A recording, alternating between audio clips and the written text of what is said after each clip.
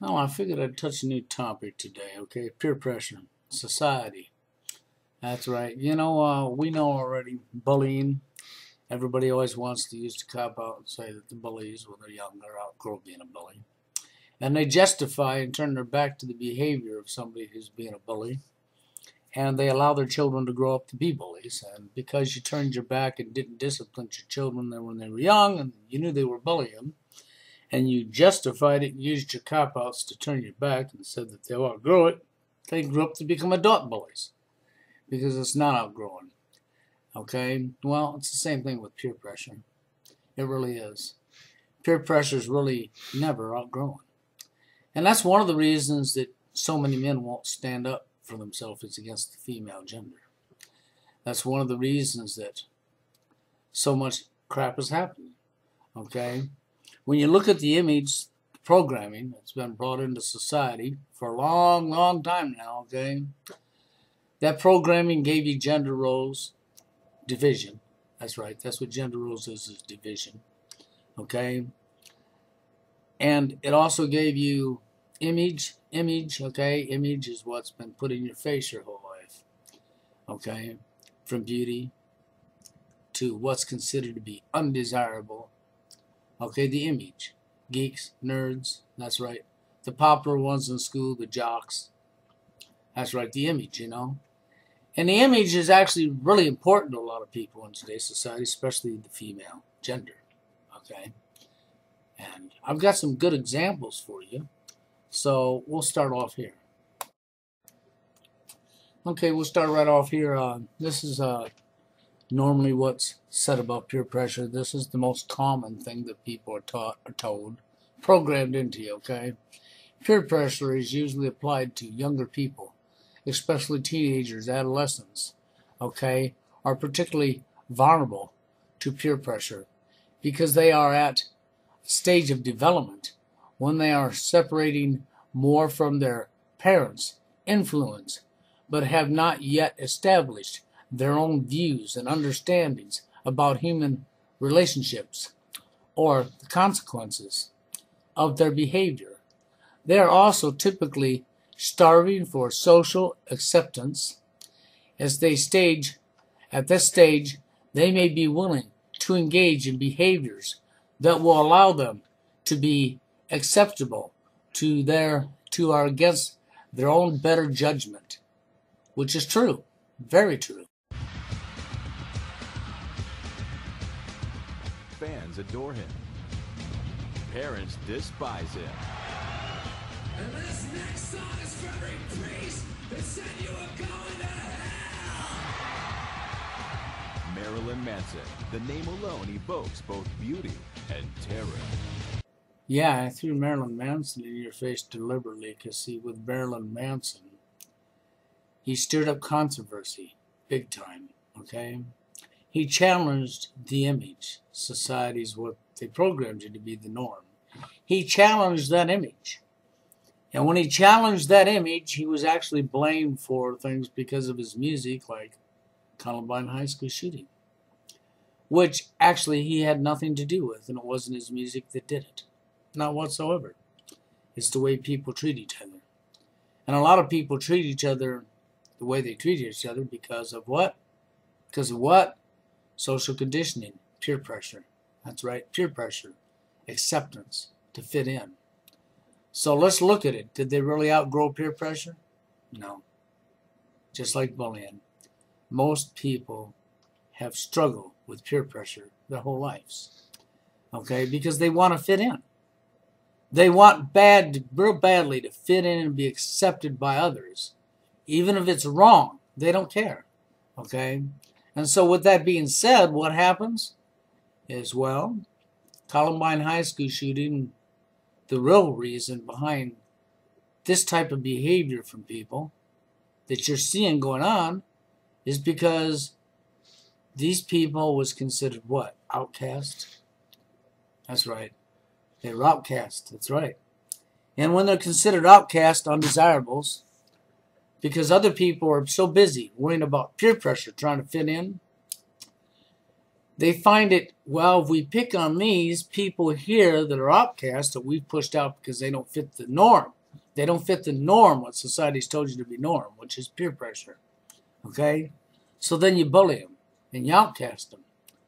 Then once you've bullied somebody long enough, it's like, well, backing a lion into a corner. Once you back a lion into a corner, the lion can't get out of the corner, the lion comes out fighting. And if you get dead after backing the lion into the corner and the lion comes out biting or fighting and kills you, whose fault is it? It's yours. You're the one that backed the lion into the corner.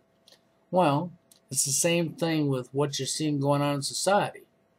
This is where I've told people for so long that you people create the people who kill you. It's no lie. So watch out. Antichrist Superstar's first single, The Beautiful People, attacks society's obsession with beauty.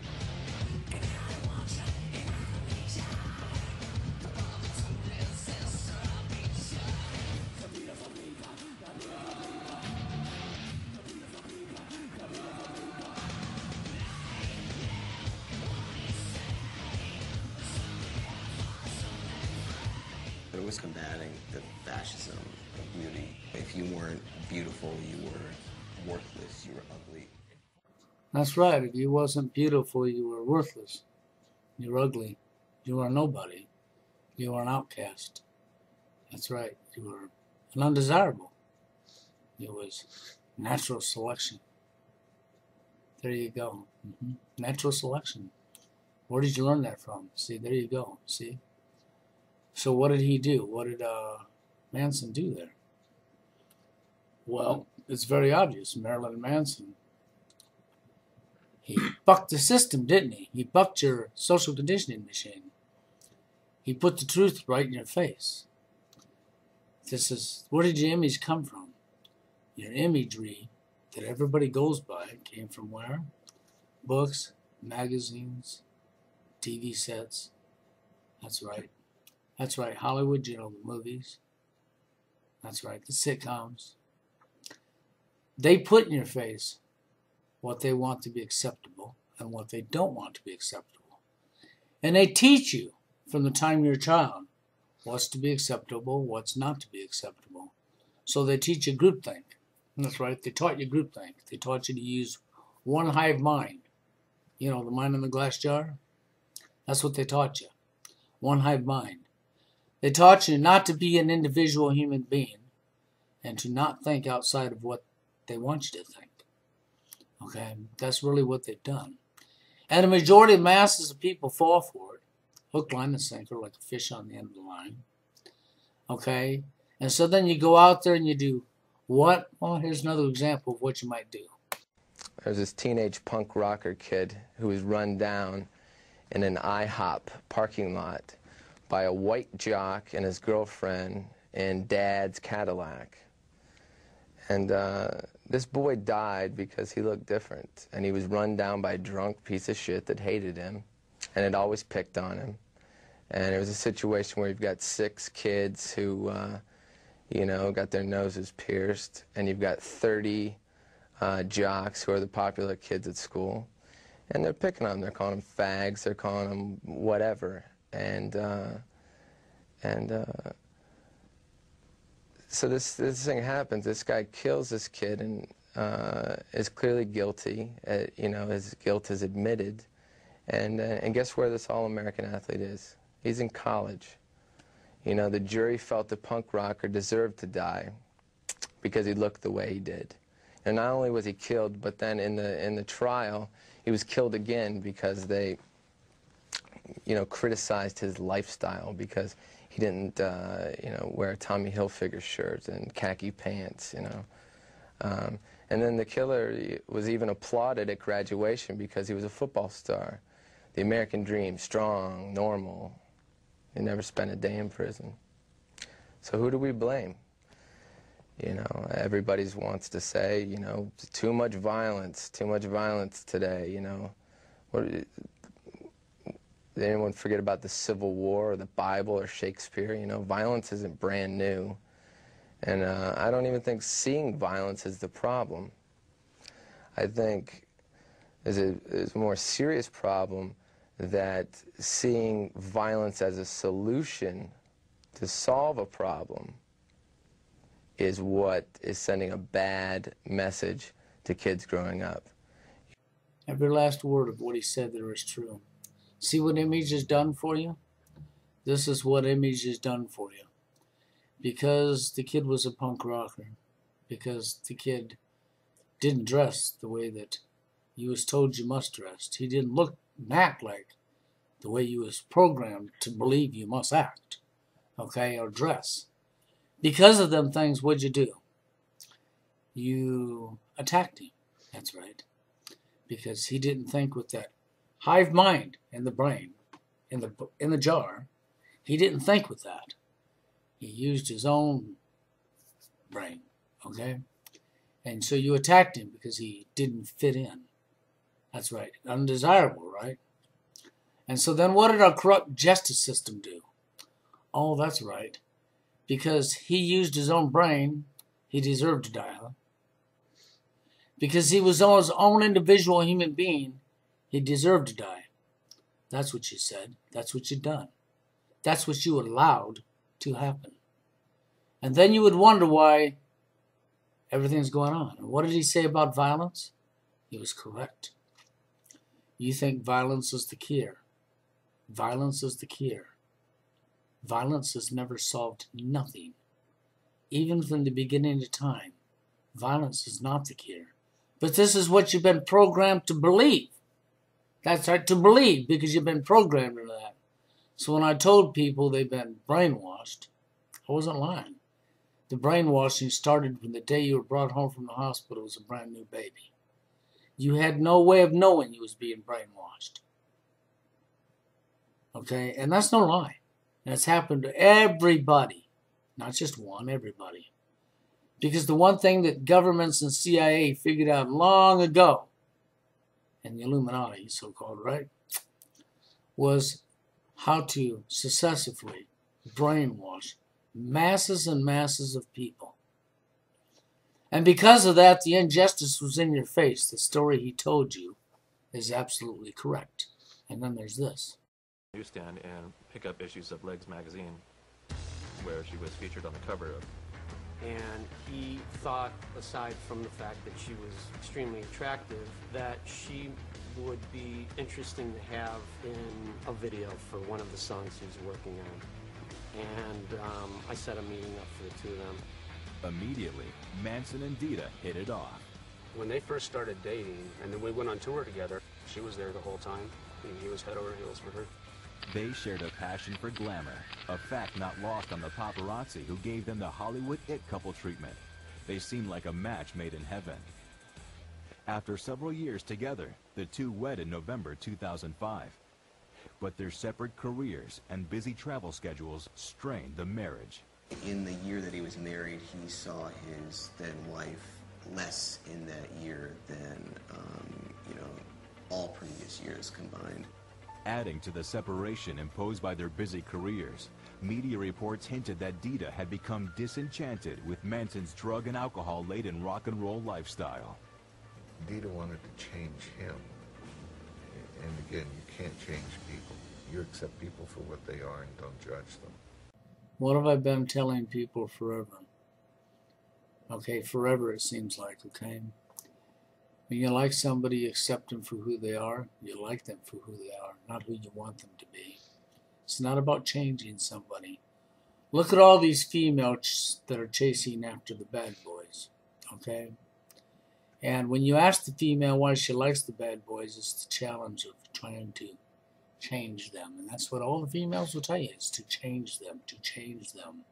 But that's a double-edged sword, because if the female successfully changes him, then she will call him weak and dump him. And if she can't change him, she'll dump him. So it's a no way out situation. Either way around, the relationship's not going to stay together. That's right. That's the facts in your face. And then you would wonder why it's the way it is. See, this image that's been given to all of us by society is also one of the reasons that you have a high percentage of women chasing after a small percentage of men. Because the women are looking for the guy that is the best, the most successful. Image, fame, image. That's right. And unfortunately, there's more men that will never be successful than there is that will be successful to meet the image that's been put in our face. And because of that, there will always be a gigantic number of men that will struggle to get somebody in their lives. And then what will you do? You do what you've always done. You outcast them. You tell them it's their fault. You blame them. You tell them they got a game. Or you tell them they ain't got confidence. You tell them they don't love themselves. You reach in your book of cop-outs and you pull out every cop-out you can think of, as long as it fits the image that's been programmed into your heads from the day you was born, which is totally wrong. It's not because they didn't have confidence. It's not because they didn't have game. Because another human being's emotions and feelings is not a game to be played with. And as long as you continue to play with other people's emotions and feelings and call it a game, then you will continue to see the violence continue to happen. There will be more school shootings. There will be more boyfriends that lost it and killed the girl. There will be more girls that killed the guy. That happened again will continue to happen again and again and again and again. And where did it all come from? What did I tell you? Peer pressure. You never outgrew the peer pressure. No, you didn't outgrow it. It's just like outgrowing bullying. You didn't outgrow it. Not whatsoever. Okay? There's just no way. Because you've got to fit in. You've got to fit in. It don't matter how wrong it is. You still got to fit in. You got to be accepted. To be accepted, you're not allowed to do what? Think outside of what you're told. Dress outside of what you're told. You're not allowed to be your own individual human being. And because of that, here we are in a messed up world that's beyond repair. Because you people just can't see. You just can't see. And the ones that do see, don't want to see. That's right, don't want to see. What do you think there's such a big problem? Why do you think there's so many guys speaking out? And what happens to men when they speak out? They get dunk slammed, don't they? That's right. Why? Because you're not thinking like you've been brainwashed to think.